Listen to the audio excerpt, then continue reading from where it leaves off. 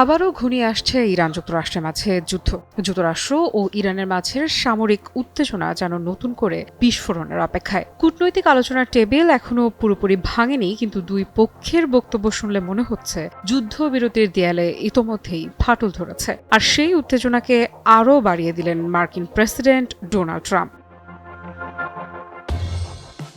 নিজের সামাজিক যোগাযোগ মাধ্যম ট্রুথ সোশ্যালে দেয়া এক পোস্টে ট্রাম্প সরাসরি ইরানকে সতর্ক করে বলেছেন, ঘড়ির কাঁটা দ্রুত এগিয়ে যাচ্ছে। মাত্র এই একটি বাক্যই নতুন করে উদ্বেগ তৈরি করেছে আন্তর্জাতিক অঙ্গনে। কারণ এই বার্তা আসে এমন এক সময়ে যখন যুক্তরাষ্ট্রের প্রেসিডেন্ট ডোনাল্ড ট্রাম্প এবং ইসরায়েলের প্রধানমন্ত্রী বেনিয়ামিন নেতানিয়াহু গুরুত্বপূর্ণ ফোন আলাপ সারেন। আর সেই ফোন আলাপের আগেই ইরানের উদ্দেশ্যে কড়া ভাষায় পোস্ট দেন মার্কিন প্রেসিডেন্ট। ট্রাম্প লিখেছেন, তাদের দ্রুত সিদ্ধান্ত নিতে হবে, নয়তো তাদের আর কিছুই অবশিষ্ট থাকবে না। এই বক্তব্য শুধু হুঁশিয়ারি নয়, অনেকের কাছে এটি সম্ভাব্য সামরিক চাপেরও ইঙ্গিত। তবে পাল্টা অভিযোগও এসেছে ইরান থেকে। ইরানি সংবাদ মাধ্যমগুলোর দাবি, সংঘাত নিরসনের জন্য সর্বশেষ যে প্রস্তাব পাঠিয়েছিল ইরান, তার স্পষ্ট জবাব দিতে ব্যর্থ হয়েছে যুক্তরাষ্ট্র। বরং দেশটির জেদি অবস্থানই আলোচনাকে অচল করে দিয়েছে বলে অভিযোগ ইরানের।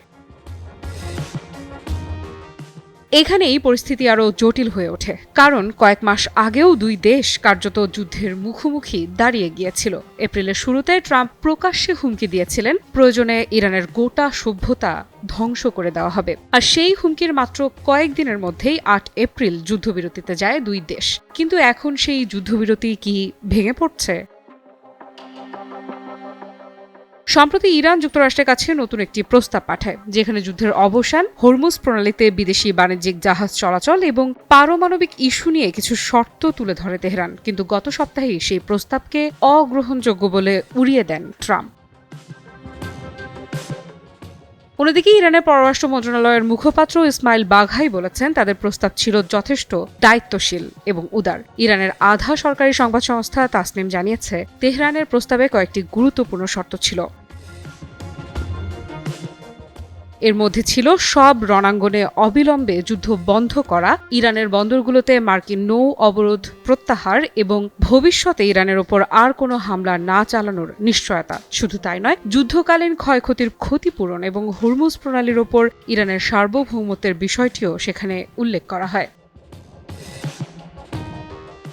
কিন্তু এর বিপরীতে যুক্তরাষ্ট্রের জবাব কম কঠোর নয়। ফার্স্ট নিউজের দাবি অনুযায়ী যুক্তরাষ্ট্র পাল্টা 5টি শর্ত দিয়েছে। এর মধ্যে সবচেয়ে বিতর্কিত শর্ত হল, ইরান কেবল একটি পারমাণবিক স্থাপনা চালু রাখতে পারবে এবং তাদের উচ্চ মাত্রায় সমৃদ্ধ ইউরেনিয়ামের মজুদ যুক্তরাষ্ট্রের কাছে হস্তান্তর করতে হবে। আর এখানেই মূল সংঘাত। কারণ পারমাণবিক কর্মসূচিকে ইরান নিজেদের জাতীয় অধিকার হিসেবে দেখে। অন্যদিকে যুক্তরাষ্ট্র চায় তেহরানের পারমাণবিক সক্ষমতা কঠোরভাবে সীমিত হোক। তবে সম্প্রতি ট্রাম্প একটি নতুন ইঙ্গিত দিয়েছেন। তিনি বলেছেন, ইরানের পারমাণবিক কর্মসূচি পুরোপুরি বন্ধ না করে 20 বছরের জন্য স্থগিত রাখার প্রস্তাবও বিবেচনায় নেওয়া হতে পারে। বিশ্লেষকদের মতে এটি ওয়াশিংটনের অবস্থানে কিছুটা পরিবর্তনের ইঙ্গিত। কিন্তু এই পরিবর্তন কি সত্যিই সমঝোতার পথ খুলবে, নাকি এটি শুধুই সময় ক্ষেপণের কৌশল? আমি ভরসা রাখি হিরন স্মার্ট ওয়াটার পিউরিফায়ারে। কারণ বাস্তবতা হলো, হরমুজ প্রণালী থেকে শুরু করে পারমাণবিক ইস্যু, সবকিছুতেই দুই দেশের অবস্থান এখনো মুখোমুখি। আর সেই কারণেই মধ্যপ্রাচ্যের বাতাস আবারও ভারী হয়ে উঠছে বারুদের গন্ধে। আফ্রিদা ইফরাত, নিউজ 24।